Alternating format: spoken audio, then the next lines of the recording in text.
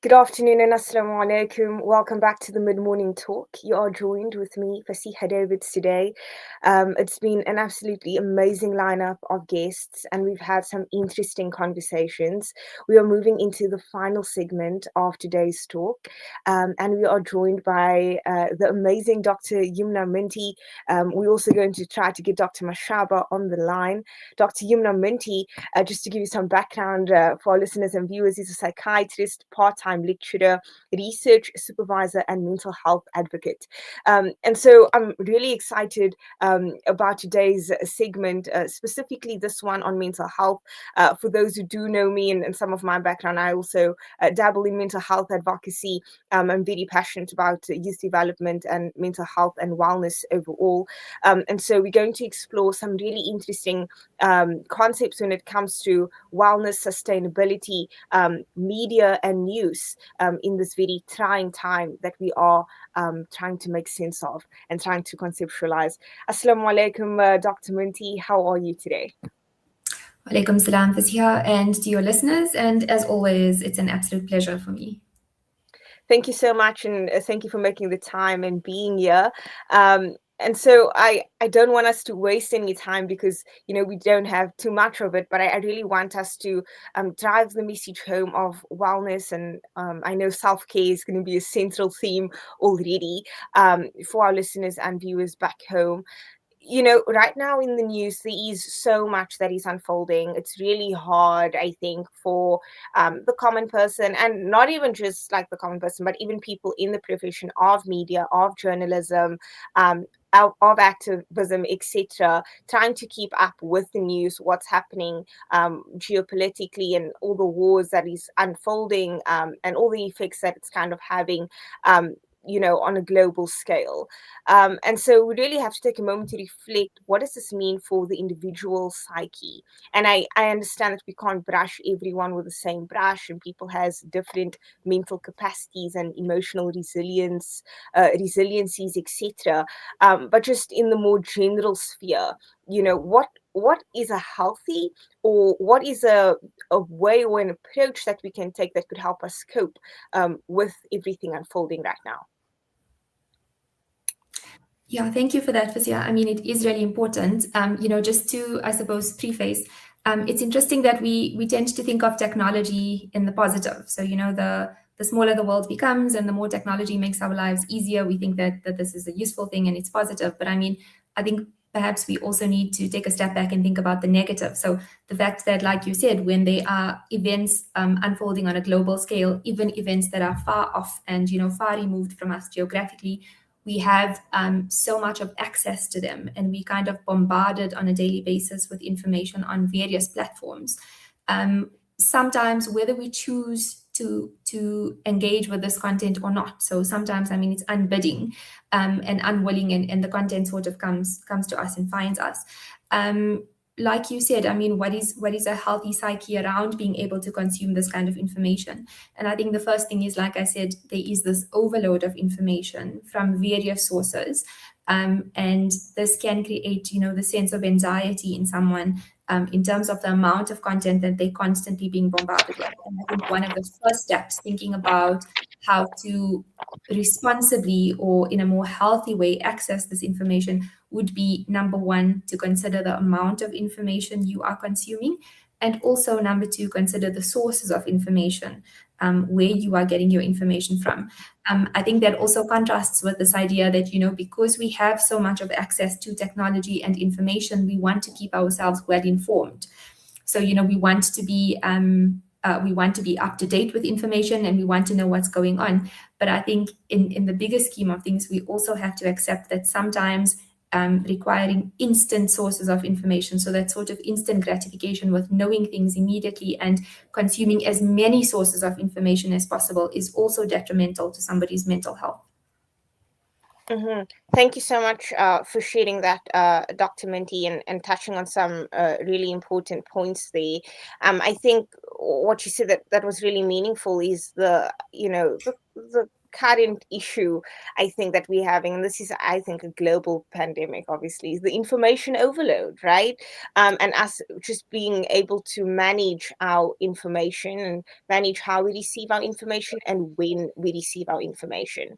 And so I think that kind of brings me to the next take in terms of having a mental health check. How do we know? And I guess this is a very I don't want to ask you an impossible question, but how, what are some ways and tricks that we can kind of include in our weekly routine or monthly routine where we can kind of check, are we managing the information that we are taking in online and through various media sources? That's a very good question. So I think for me, anything we talk about when we consider mental health starts from self-awareness. So, if we want to be aware of, we want to have knowledge about whether we're consuming too much of information or whether the information we're consuming is affecting us from a mental health perspective, it starts with, I think, understanding our own mental health first.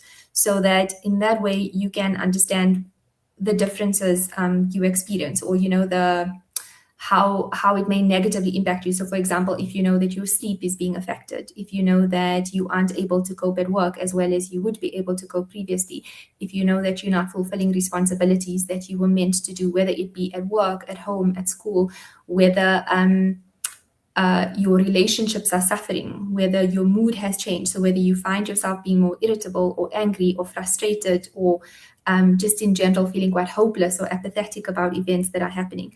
So like I said, I think it starts from the point of being aware of yourself and being aware of changes in how you are coping and changes in your mental health. And then we can talk after that. I think then we can talk about the ways in which we can be responsible in terms of managing our mental health. And as I said before, I think the first step for me comes from being responsible in terms of the information that we access and the information that we allow ourselves to be exposed to. I mean, if we think about it, there are so many platforms where we access information. And in today's information age and in the age of, AI and various technological advancements, we also have to accept that a lot of what we may consume may not be true or may be exaggerated to an extent. And I think that is also fundamental in terms of being able to responsibly access information. So the sources we use, how often we access information. There's not this concept of like doom scrolling, where we just keep like going on and on and on, and you almost can't stop yourself from consuming like the next bit of information and the next bit of information.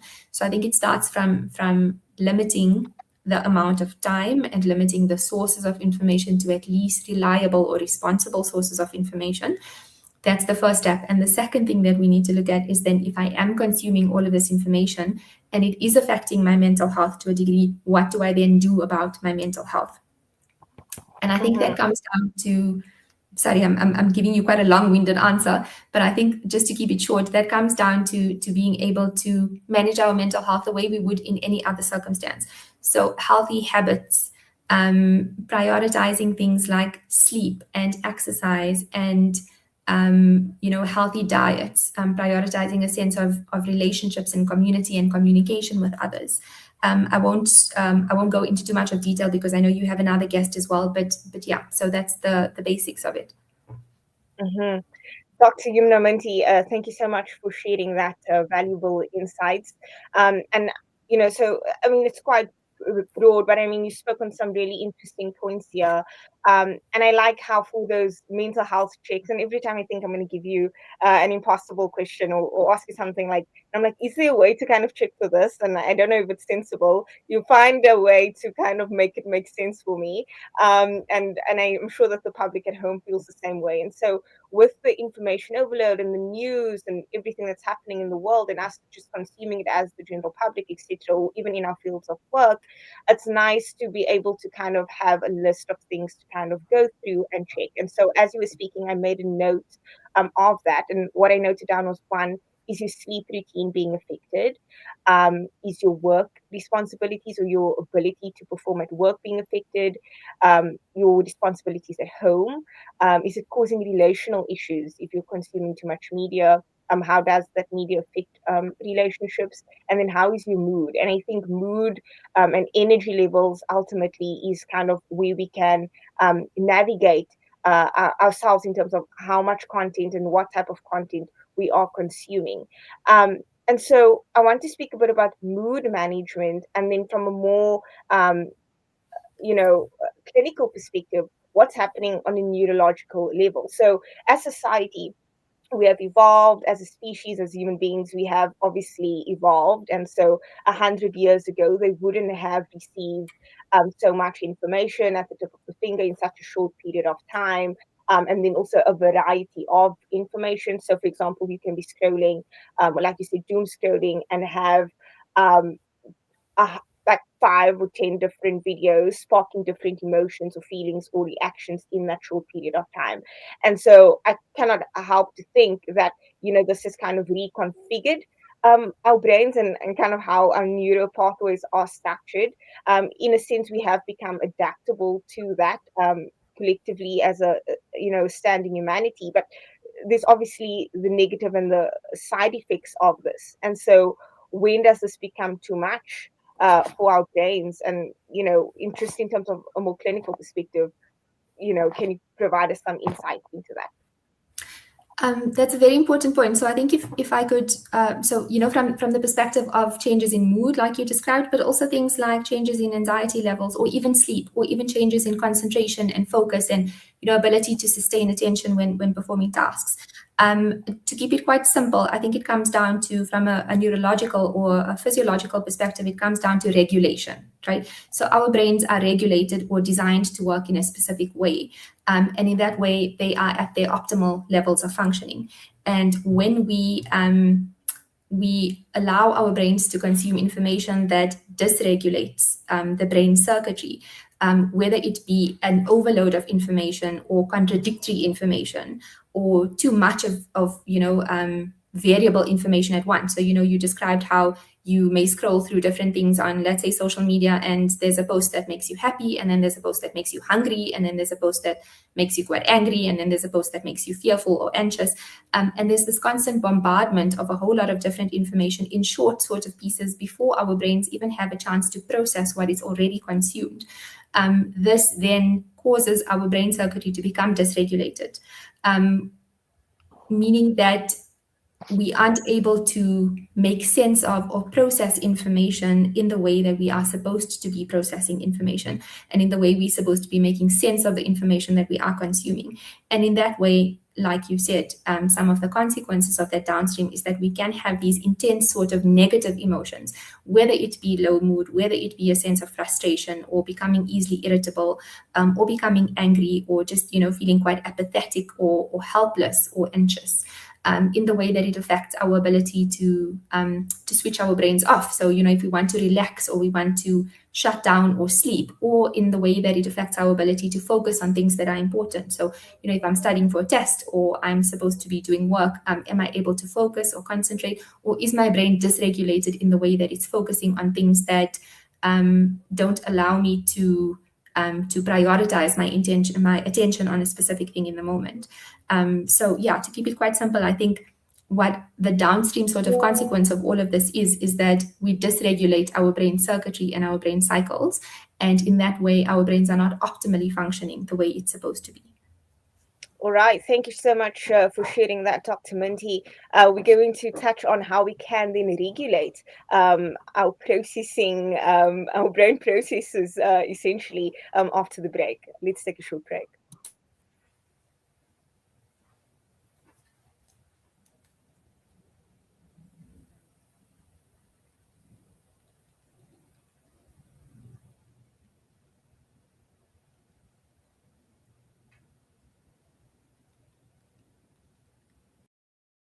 To help us get a better education, from books to files to rulers. In fact, any access or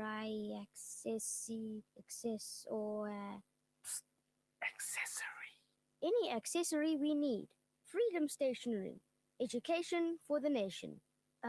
What does accessory mean? Across Sudan, starvation is tightening its grip. With rising food prices and widespread malnutrition, 8.7 million people are now facing emergency or famine level hunger. As the conflict intensifies and aid routes narrow, families in Sudan are running out of options and time. The Al Imdad Foundation is delivering life saving humanitarian aid to those most at risk. Stand with Sudan. Donate online at alimdad.com or call 0861 786 243 for more information. Elite Basmati, available throughout the Middle East, and now for the very first time exclusive to South Africa. Brought to you by Murchison Spice, Pietermaritzburg's most famous specialty store. Elite Basmati, available in aromatic white and golden cellar, is packaged in a world-class facility in India and is filled with wholesome goodness for your well-being. Elite Basmati rice by Murchison Spice. For trade inquiries, contact Mohammed on 033 387 2121. Murchison Spice. The Prophet Muhammad, peace be upon him, said, "Use the black seed, for indeed it is a cure for every disease except death." This Ramadan, honor that guidance. Tip black seed supports your blood sugar during fasting, boosts immunity, sustains your energy from suhoor to iftar. Available at leading pharmacies. Tip black seed, your golden drop every day. You are listening to Salam Media live from our headquarters in South Africa. This is Salam Media, keeping you company this Ramadan.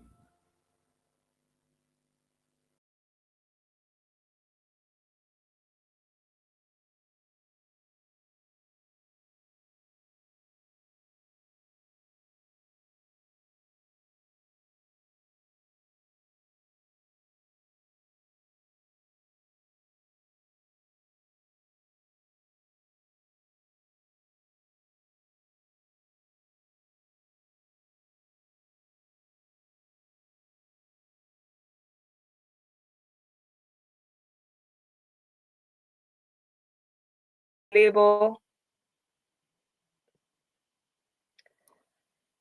Hello, assalamu alaikum, and welcome back to Salam Media, the mid-morning talk with myself, Fasiha Davids. All right, we have Dr. Malebo Mashaba on the line and Dr. Yumna Minty joining us. So we are discussing mental health in this final segment of the mid-morning talk today, and touching on news, information consumption, and managing our mental health and neuro pathways in a sustainable way.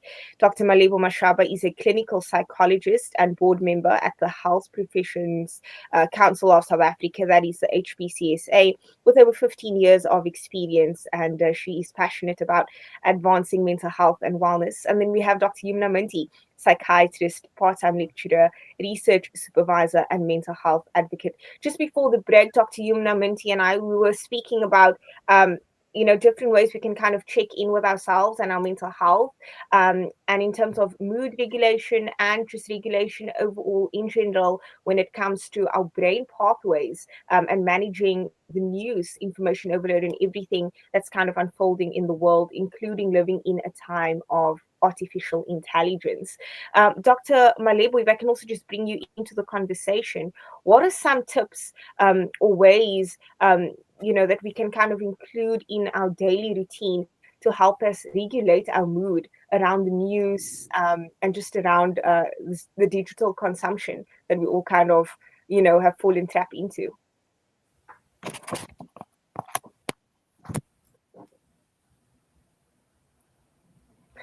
All right, Dr. Malebo, seems that we are struggling to hear you, so we're going to try and reconnect with Dr. Malebo. I'm going to pass that question to you, Dr. Minty. In terms of regulation, what are some of the things that we can include in our daily routine or weekly routine to help us kind of stabilize mood around the digital consumption? Thank you for that. So I think one of the things to think about is our brains are created in such an amazing way that they have this capacity for neuroplasticity, which means that any new information or new habits that we learn along the way allows the brain to kind of learn new pathways, new neural pathways, and structure itself differently. So in the same way, like we described before the break, that can have negative consequences, it can also have positive consequences in that if we learn or train our brain in some ways to work differently, it can have positive impacts on things like our mood and our functioning. I've already spoken about things like how sleep, diet, and exercise are important. But if we had to look at some of the other ways we can, change our habits in terms of improving how we function and improving that low mood that comes from overload, I think one of the important things is that if we look at doing the opposite of what we were doing, so if we consuming like short pieces of very dramatic, intense bits of information, doing the opposite of that would mean engaging in more sort of calming activities or having more meaningful engagements over longer periods of time with activities, be it with activities or be it with people. So, having more meaningful conversations with people that are close to us, or having that sense of communication and community that comes from people that are close to us, engaging in other sort of meaningful activities. So, whether you felt that meditation or prayer or some kind of religious worship or religious activity was something that gave you a sense of calm or meaningfulness in the moment, then that's important to engage in. Whether it was something like reading a book, engaging in some kind of other self-care activity like taking a walk, something that allows you to be present in the moment and to focus on the moment rather than allowing your brain to, like I said, process too many pieces of information all at once. So meaningful engagement and calming activities and being present in the moment, I think, is quite important in terms of how we can rewire our brains to work differently and to kind of counter or combat the information and the emotional overload that we have over long periods of time. The other thing that you see this ironically on social media quite a bit as well is, people talk about how to hack your hormones and your happy hormones in particular. And what they're talking about is essentially, how do you allow your brain to produce more chemicals like serotonin or dopamine or oxytocin? And that comes from having close connections and having a sense of community and also having a sense of empowerment in terms of how we can see ourselves on a daily basis. So, I mentioned the meaningful engagement and the calming activities. What's also useful is to engage in activities that allow us to feel a sense of empowerment. So, for example, if we're taking in information about how there's a war or climate change or climate disasters, one thing we can do is we can engage in activities that make us feel as if we're making a difference. And in doing so, empower ourselves to think that although these kind of events make us feel helpless or make us feel hopeless, we can do something to some degree or some measure that will allow us to feel the opposite and allow us to feel that we're making a difference or making a change. And at the same time, allow us to feel a sense of empowerment and close connection. So I think meaningful engagement in activities like, social initiatives or charity work is also really important. And lastly, I'm going to say one thing that we can do to sort of train our brains again in terms of neuroplasticity is to challenge yourself to learn something new. So, learn a new activity, try a new hobby, meet with new people and learn a new skill. So train your brain to focus on something that makes you feel as if you've achieved something and makes you feel empowered. Mm-hmm. Thank you so much for sharing that very insightful and very doable things, I think, for everyone. So we looked at sleep, diet, exercise, and then increasing our levels of oxytocin and serotonin, aka also known as hacking our happy hormones. And that's about in-person engagement. And I like that because what you're really bringing about here is a concept of balance from information and digital consumption to in-person interaction. Dr. Malebo, you're on the line. Can you hear us now? And can we hear you? I can hear you now. All right. All right, I can hear you too, Dr. Malebo. You're a bit soft, but hopefully our listeners and our viewers back home can hear you as well. Dr. Malebo, I wanted to touch on where Dr. Minty kind of left off regarding the importance of human interaction and having that community to lean into, to help us cope in this world that we're living in right now, with the news unfolding and the constant anxiety being produced by the media, by social media, etc., and then by just what is actually unfolding in the world, these wars we are living in, and we are witnessing online real time. So speak to us about the importance of community and leaning into that, rather, and just some tips of wellness that we can share with our community. Yes. Thank you so much for hosting me. I think it's very important, as much as we encourage involvement with community to try and regulate our mood in terms of anything traumatic that might be happening around us. It's very important also that when we choose community, we look for people who are grounded, not people that are going to amplify what is happening, because some people can get you to spiral into the worst case scenarios or even share unverified or dramatic information, which will feed fear without the meaning to. So it's very important that when you look for community, you need to find people that will help you think realistically about what is happening, help you to feel more steadier, and as well as to stay calm. Because you don't need people who will ignore reality, but you need people who will help you to process it without panic. And another thing that can be done also, you need to find kind of a community that can help you talk about how you feel, not just about the news. Because a common trap is also discussing um, with people that to say, did you see what has happened, for example, or what did you think will happen next? That keeps your brain in an analysis and also in that fear mood. So therefore, it's very important that you talk about how you feel, like naming the emotions in a social setting. That reduces their intensity, and also that will help you to create emotional co-regulation for your nervous system to be more calm, to be more calmer, and also stay connected to normal life together. One of the most powerful things a community provides is life is still going on. And for example, we can do simple things like with each other, watch something light and exercise, take walks, even just sit and talk about everyday life, um, which gives your brain evidence of safety and continuity. Because when you're exposed to a lot of trauma, you go into a flight of fear mode, which can even cause your symptoms to even get your trauma symptoms to even get worse, or your panic symptoms to get worse. So you also need to be intentional with online communities. For example, online spaces can either calm you or overwhelm you. So you need to find balanced discussion groups, communities focus on understanding and not panic.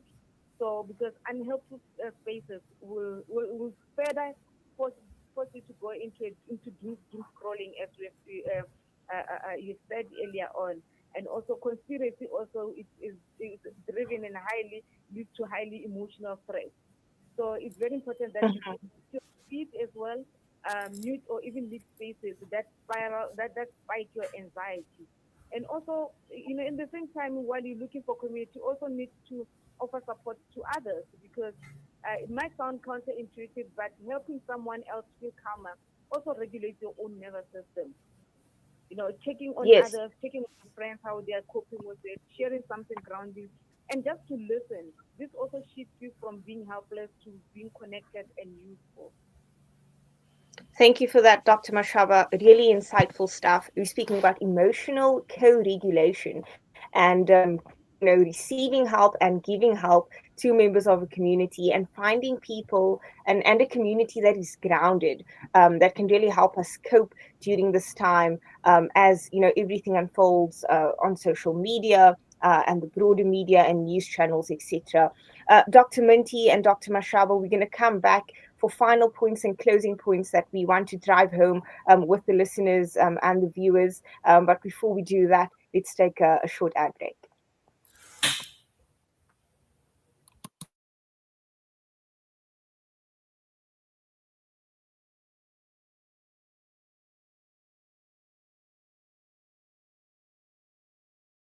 The millions of people struggling to survive.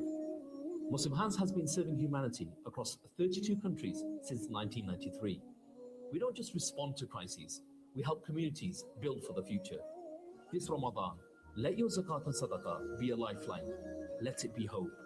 Donate with confidence at muslimhands.org.za. Discover the Africa of your dreams and surround yourself with her spectacular beauty. Relax beneath her serene sunsets and explore wildlife at its natural best. It's where the pride of Africa comes together. The Kwantu Private Game Reserve. Get to know the Big Five or cruise on an elephant safari game drive. Interact with lion and tiger cubs and enjoy world-class halal cuisine while we pamper you during your five-star stay. Indulge in the true African experience. For reservations, call now on 042 203 1400 or visit kwantu.co.za. The Kwantu Private Game Reserve, the place of gathering. Imagine fasting and not knowing you'll have something to eat at iftar. This is a sad reality for thousands of new and indigenous Muslims in southern Africa. Each Ramadan, for over 20 years, the Islamic Dawah movement has been providing iftar meals in over 50 township masjids. All it takes is 30 rand per meal. 30 rand provides an iftar meal for a fasting person. Your help would make a world of a difference. Call IDM on 031 304 6883 or visit idmsa.org to donate. IDM, taking Islam to as many hearts and homes as possible. World-class financial services only at Sapphire Global, your financial partner. If you are looking for Islamic Sharia and ethical financial products, look no further. Sapphire Global offers a wide range of financial service offerings from short-term to life and investments. A full-service center with all financial requirements under one brand. Our highly skilled and experienced consultants are ready to help protect your financial future. Contact us on 041 001 0184 or visit our website on www.sapphireglobalfs.com. Sapphire Global is an authorized financial services provider.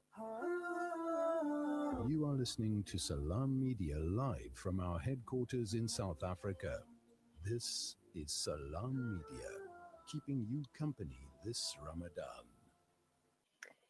Assalamu alaikum and good afternoon. Welcome back to the mid-morning talk with myself, Fasiha Davids, Ramadan edition 2026. We are in the final segment of today's show for the mid-morning talk, and we're doing a mental health segment. Really exciting stuff. Speaking to Dr. Yumna Minty, psychiatrist, part-time lecturer, research supervisor and mental health advocate. And we are also joined by Dr. Malebo Mashaba. She's a clinical psychologist and a board member at the HPCSA with over 15 years of experience and passionate about advancing mental health and wellness. We've explored mental health very broadly in this segment, from how to manage information to how to cope in a time of information overload, social media, just the digital consumption and intake living in an age of AI. We also looked at ways to do mental health checks with ourselves and how it affects us on our daily or on a daily basis, looking at sleep routine, work, our performance at work, our performance at home, and even our relationships. And so ultimately looking at mood and the regulation of mood. Dr. Mashaba then shared with us co-regulation and emotional co-regulation as a means for us to cope during this time of war and the intake and the witnessing of that online, and becoming more intentional about the information we consume and the people we surround ourselves with, so that we can be more grounded and offer help and receive help. And so, Dr. Mashaba, I still want to stay with you and speaking about offering help and receiving help. I want us to explore, but on the importance of maybe exploring an option of therapy for some people during this time, as a coping mechanism or as a way for them to kind of find grounding until they're kind of ready to go, on their own 2 feet and continue to kind of cope and employ strategies that works for themselves and their mental health.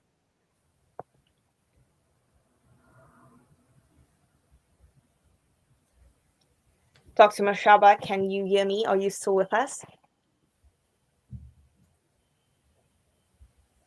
Can you hear me? Yes, yes, we can hear you, Dr. Mashaba.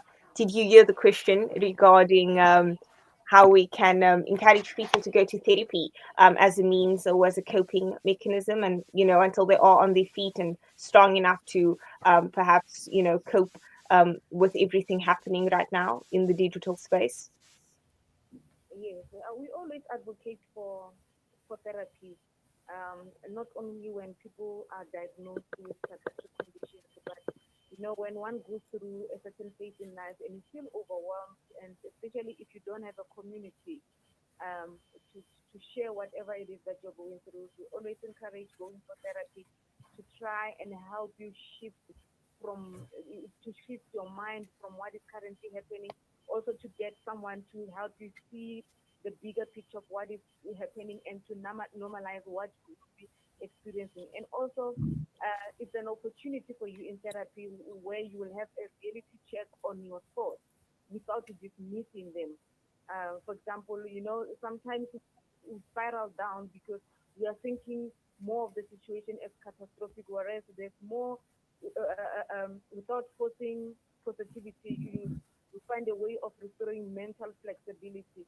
So also for therapy, it will help you also to allow emotions in small doses, because we've got different kinds of personalities and characters. Some people are overthinkers, but when you go for therapy, you get an opportunity where you are allowed to go through your emotions, but in small doses. To let yourself to feel it briefly what is happening, and then to shift your attention gently from what is happening.